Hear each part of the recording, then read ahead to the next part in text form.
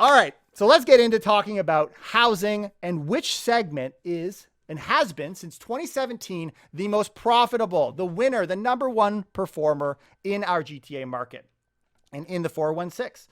This stems from an article from BlogTO called Toronto condo prices have risen by 44% since 2017's housing peak. But are they still number one? This is what I want to add to the end. So we're going to go through this article, but then we're going to talk about, are they still the best?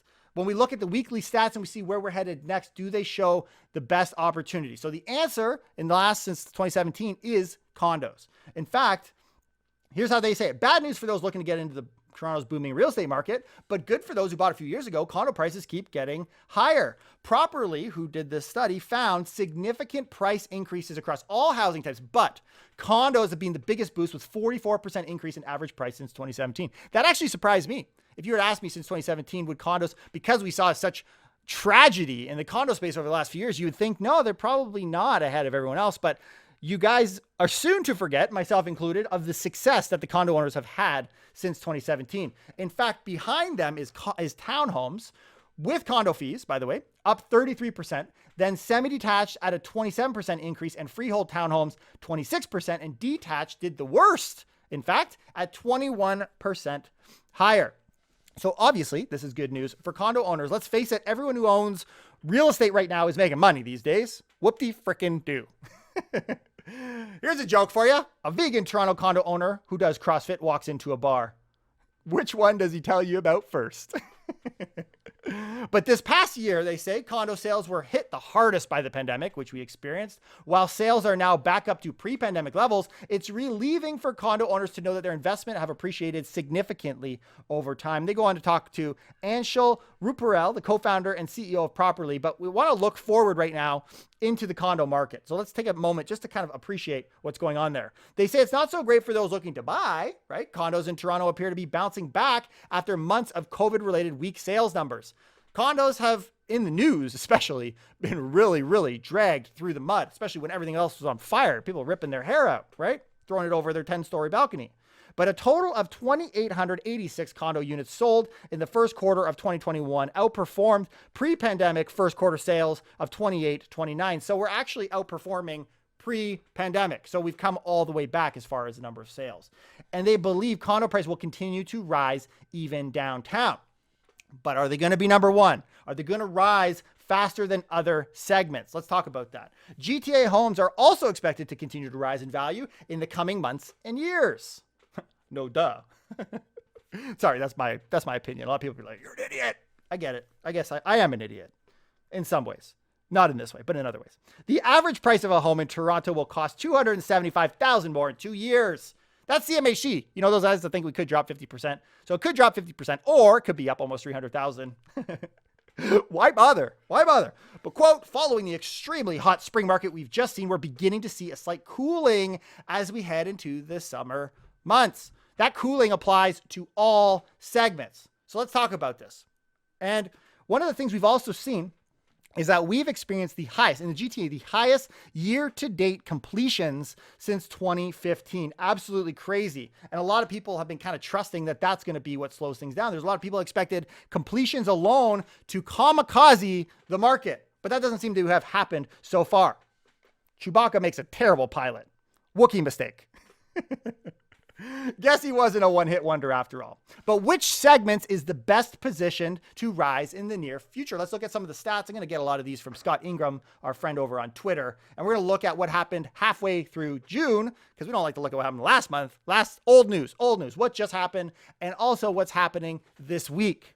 Here we go. 416 condos, apartments in towns. Sales are up, in my opinion, flat, 1.5% flatness in sales. But you could say, oh, condos this, condos that, they're so great. They outperformed since 2017. Well, but wait, when we see freehold sales, we're actually down 5.3%, but it's still solid, they say, compared to 2019, skipping 2020, because 2020 is a bit of a write-off. So we actually see sales coming down in freehold. We're going to talk about why shortly. But if anywhere there's an increase in sales, it's actually happening in the condo space. But everything from here up to this point, it would seem like condos, condos, condos, condos.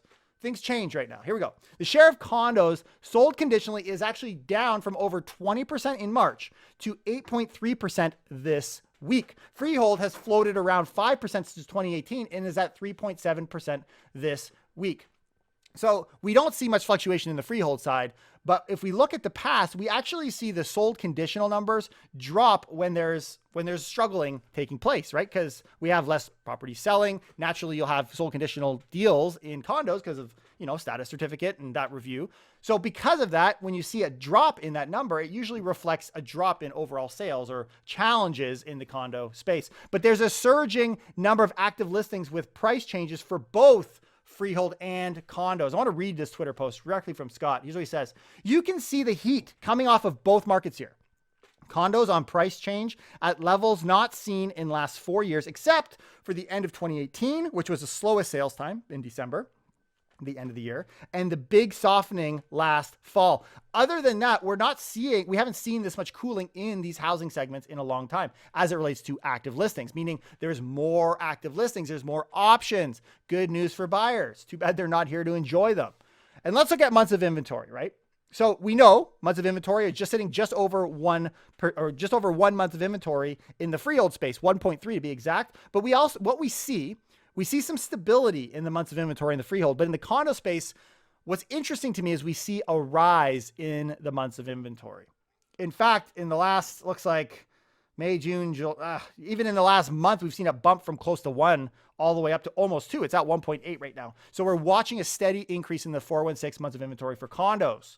And overall, 416 active listings for freehold are down for the third week in a row, whereas condos continue to rise. So we see a rising active listings, meaning either more is coming on, which is the case, and less is selling, which is not the case, but it's virtually flat.